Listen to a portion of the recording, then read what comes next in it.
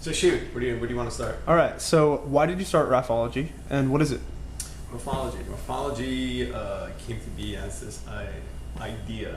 I was trying to come up with a name for like a T-shirt company. Can you talk a little louder? Sure. Sorry. I was trying to come up with a name for a T-shirt company, and I was bartending. I was looking through a book, the Boston mixology book, Boston's guidebook. And I was just looking through the back, and I was just looking at all these little phrases that I have written in the back, and I was looking at the last three words of ology, and I just thought, well, what if I just stick that with my name, like the science of me? Because at that point, I just had this revelation that everything I've done in my whole life, bartending, working in the deli, creating art, had brought me to this one point in time right here at this job bartending with this Boston guidebook on how to make drinks, and it just dawned on me, Raphology, it almost as a joke. It's kind of stimulating because I figured, Raphology really means, anyone could be called, Raphology, it could be erythology, just put an ology next to your name, and then that becomes who you are. Like, that's the science of you. Everything you've done up to that point has made you who you are. So that's where the Raphology whole idea came about, and it got me going.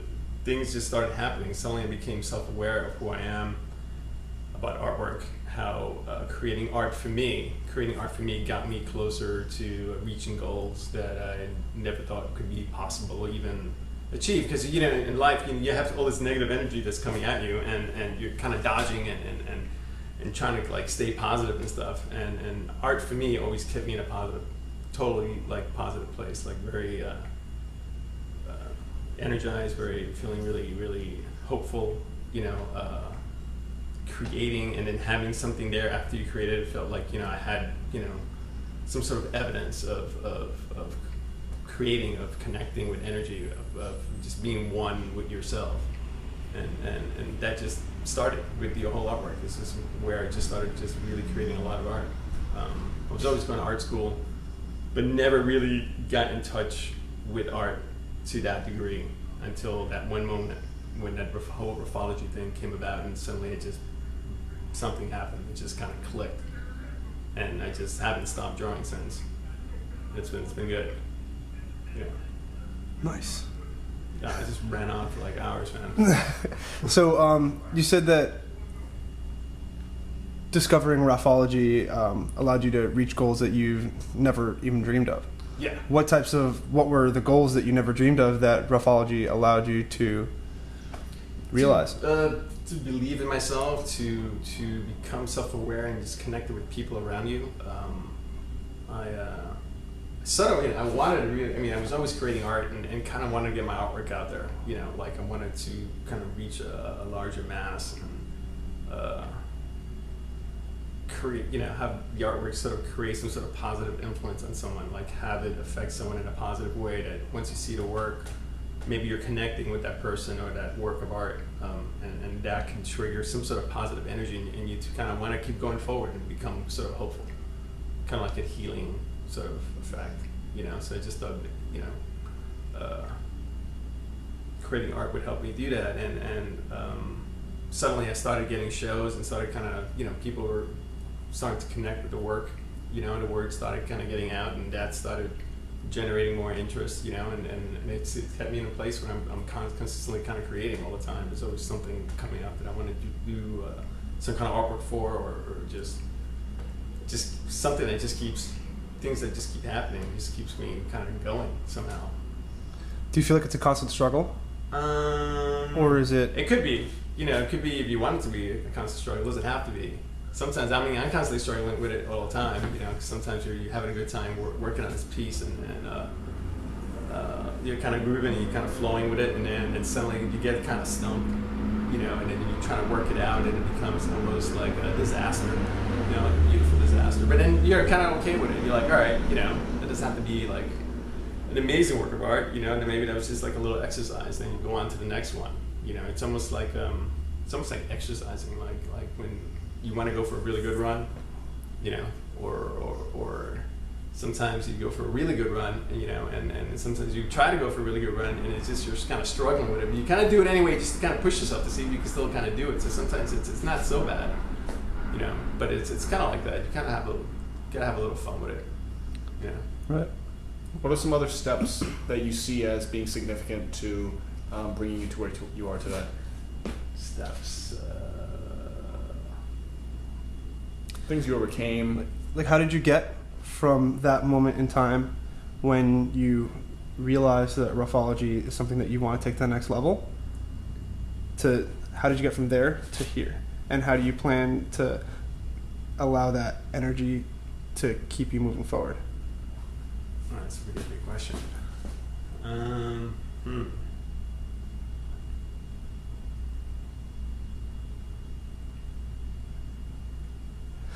What types of obstacles did you face? How did you overcome them? Was there anyone who helped you along the way? I think that's a good one. I think there are other people that played a role in this development.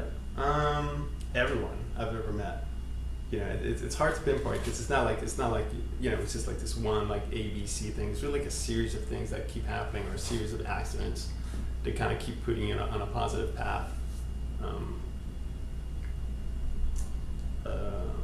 People, I think every person I've ever met has been played a significant role in where I am today. Every person that I've met that I've come into has brought me to this whole higher level in one way or another. Whether it be a negative or a positive.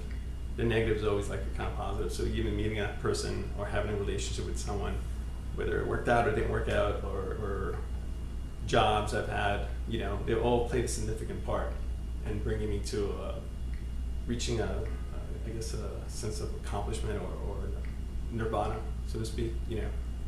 Because you want to be happy. So I create artwork because I want to be happy. I'm trying to reach this like nirvana, this kind of like this high. It doesn't necessarily mean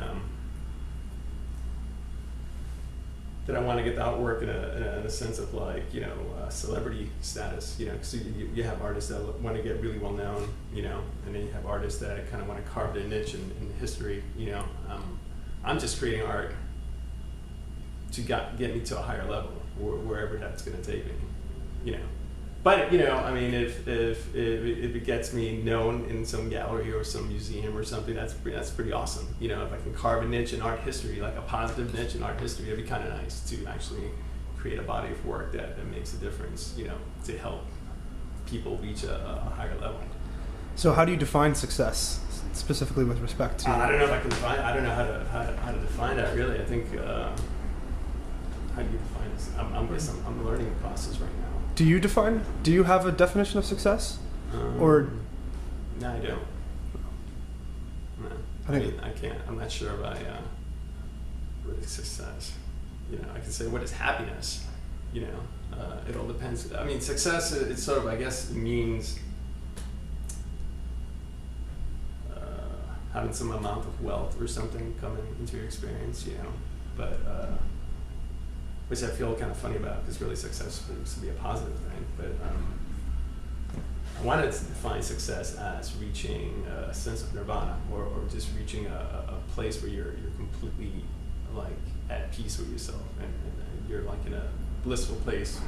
Whether it could be a guy working on Wall Street, or it could be someone creating artwork, or someone working as a teller somewhere. I think for me success is being in a place of harmony.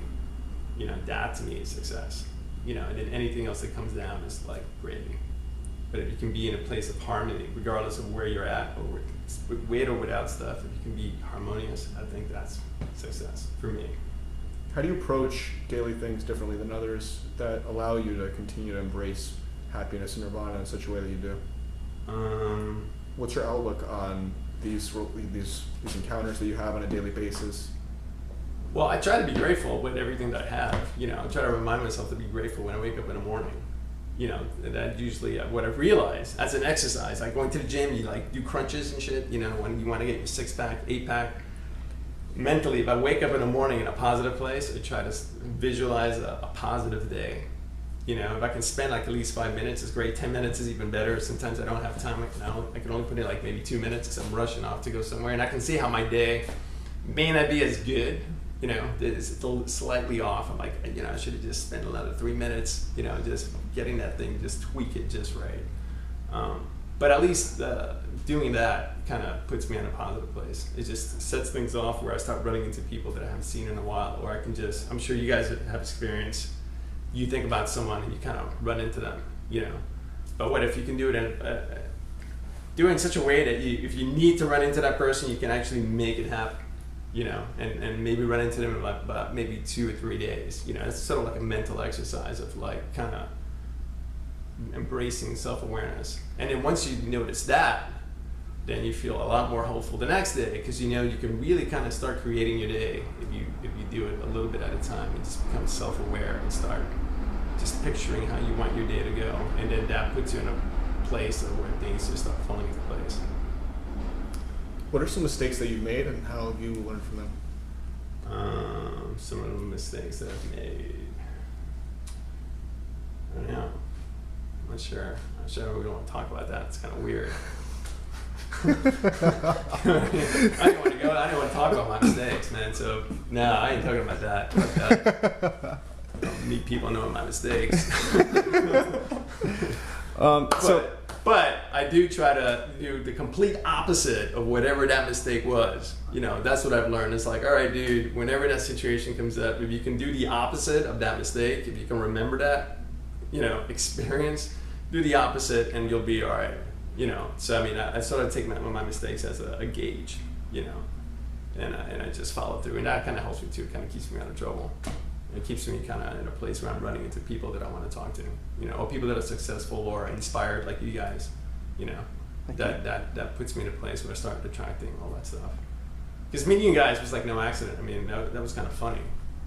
You know, it was just kind of walking around. You guys were like just there on a corner. You know, I was like, what are these guys doing there? You know. The funniest shit I've ever seen, man. You must have had a good morning. Yeah. Yeah, I had a good morning too, man. You know. Oh, we certainly did. Yeah. How do you guys define success?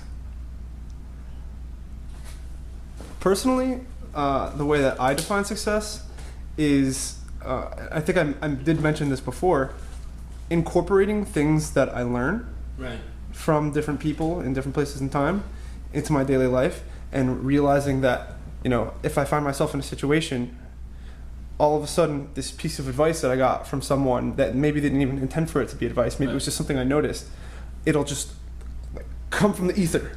And I'm like, oh shit, like I know how to react in this situation now, or I know how to better handle this situation. And for me personally, success is being able to adapt to situations in such a way that both myself, whoever I'm with, and the entire situation in general is now better than it was because I realized that thing that I learned in the past. So That's all right. just always getting better, you know? I'm not even going to go after that. Yeah. I just always want to get better at anything and everything that I do. Because maybe it's a little, I don't know what the word is. Maybe like, I mean, I criticize myself a lot. I always think like, damn. Like I think the French have a word for it. It's something about a staircase, where you know, as you're going down the stairs, you're leaving for the night, you thought of a way better comeback to something that someone said to you, or you thought of a way better thing that you could have and should have said, but instead you're thinking about it as you're walking down the stairs. You know? So you're like, damn, I should have said that. You know, like I don't want to feel that way. I always want to be like walking out the door, be like, so glad I said that. Cool. So, Dan? No, I'm not going to go after that. I'll take some of the things that both of you said. I like what you said as well. What are some of your daily tasks? Let's see, I wake up in the morning. Okay. And try to, you know, do my whole grateful thing. Like I got a yard in Brooklyn. It's cool. I got feet. I still have hair in my head.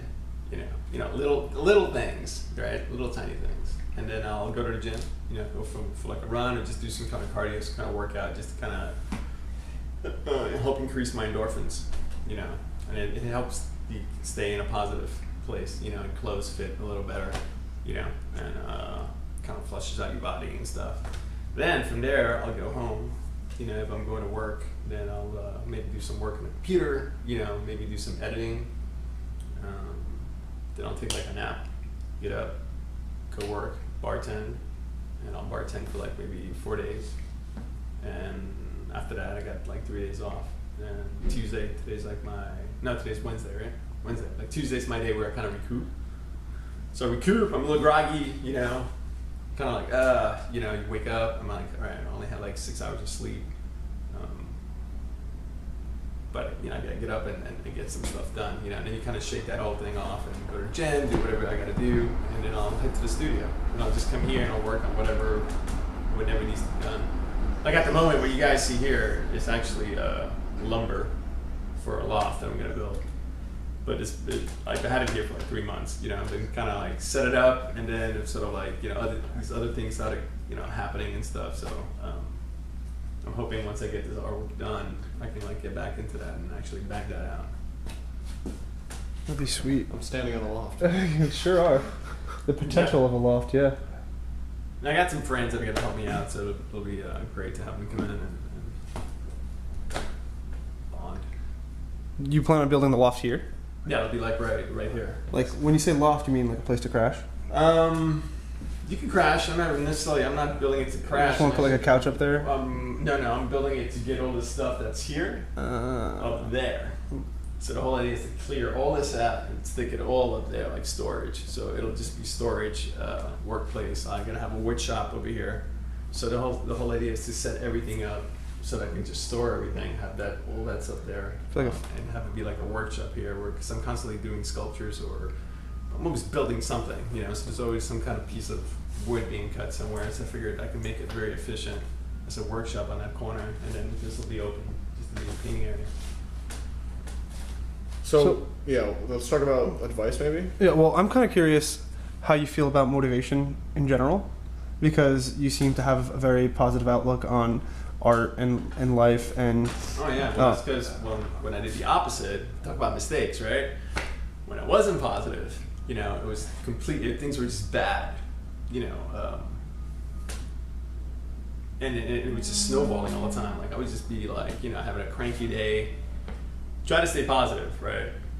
I mean, I could have done a better job, but I always felt like, you know, like no matter how positive I was trying to be, you know, something negative kept coming in, and I kept kind of almost fueling off of that.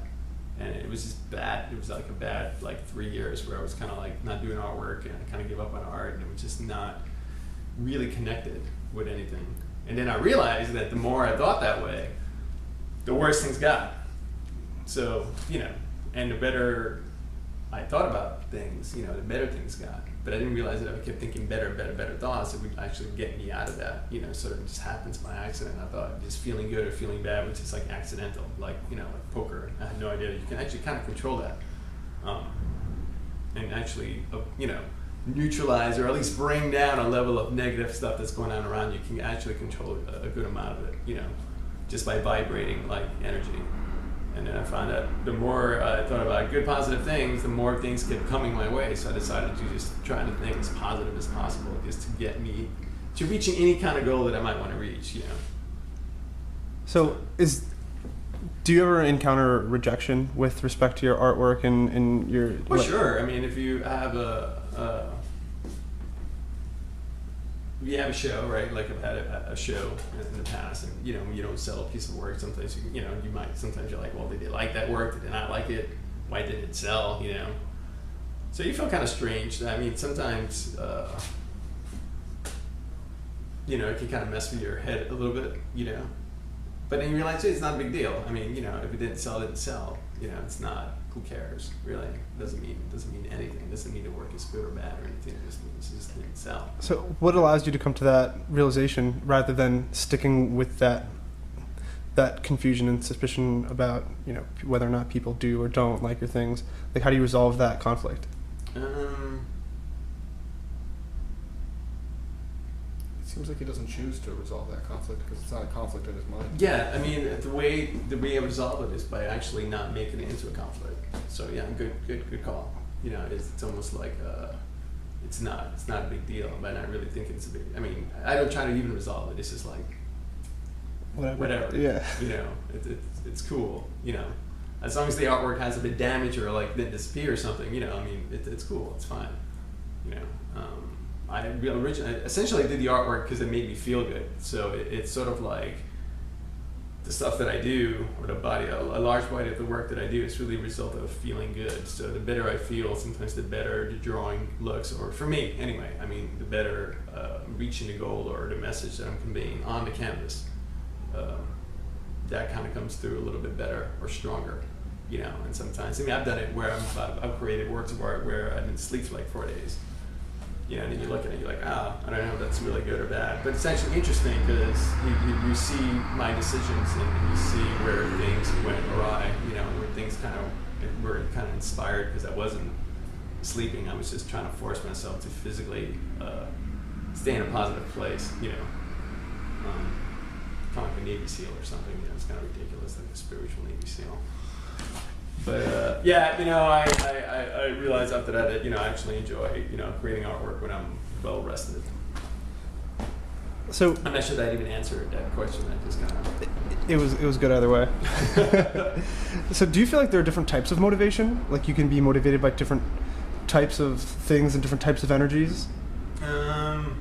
Yeah, you know, like you guys, you know, coming in here, you know, motivates a certain amount of energy.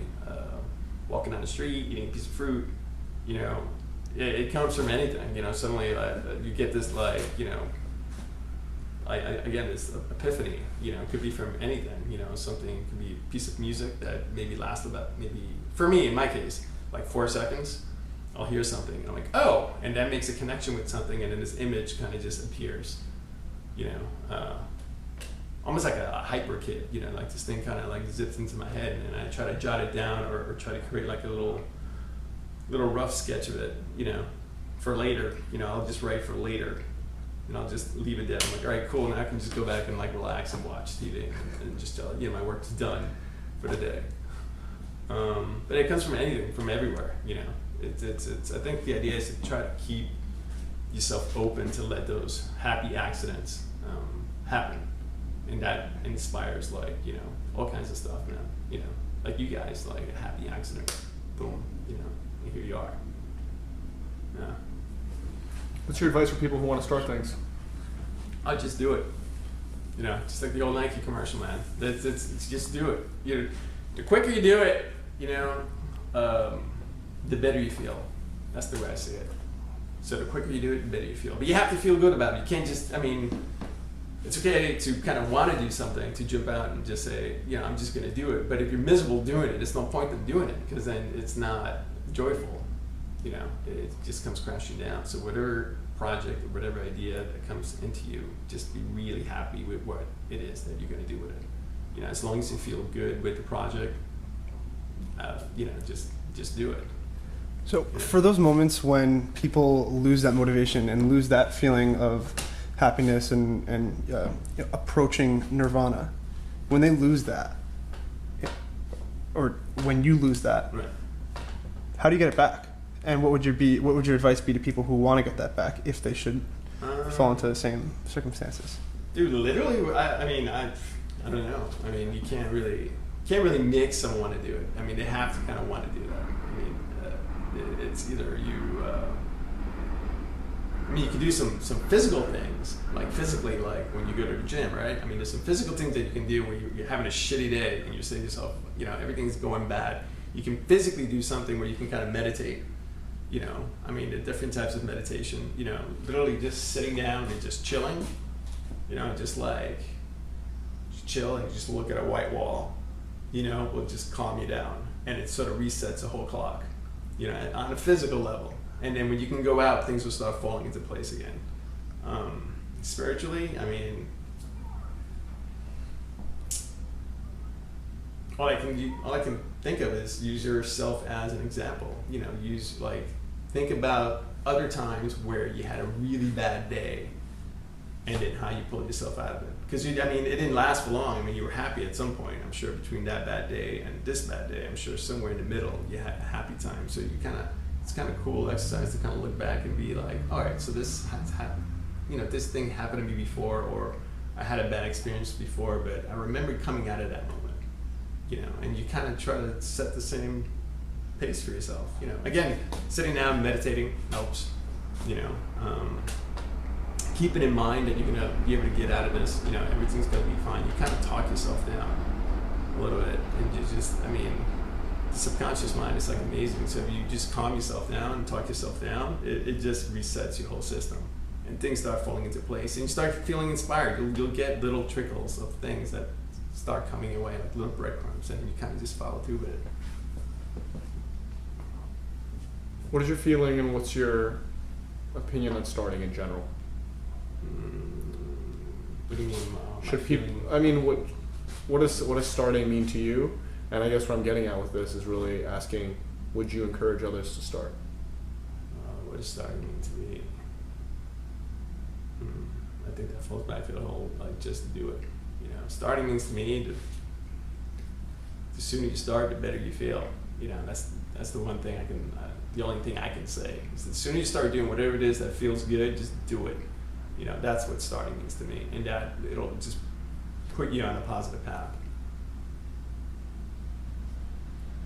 Not sure if that even makes any sense. You know, I might be getting too heavy, or No, it does. Oh, it definitely makes sense. It definitely makes sense. I think that we need to find a better way to ask that question.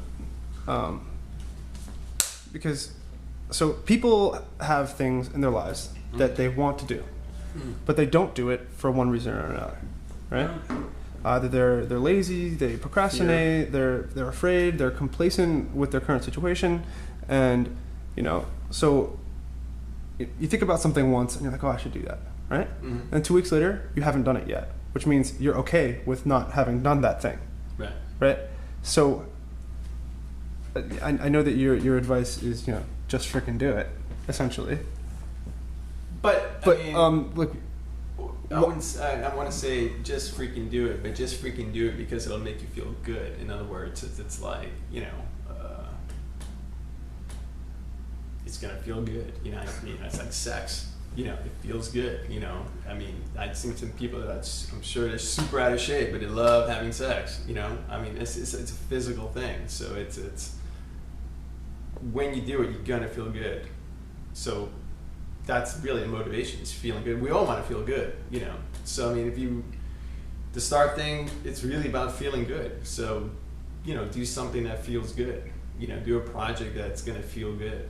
I mean, I think fear plays a part, you know, but I think, you know, feeling good feels better than fear, you know. So I just say, just do it. Do it. The better you feel, the quicker you're gonna reach your goals.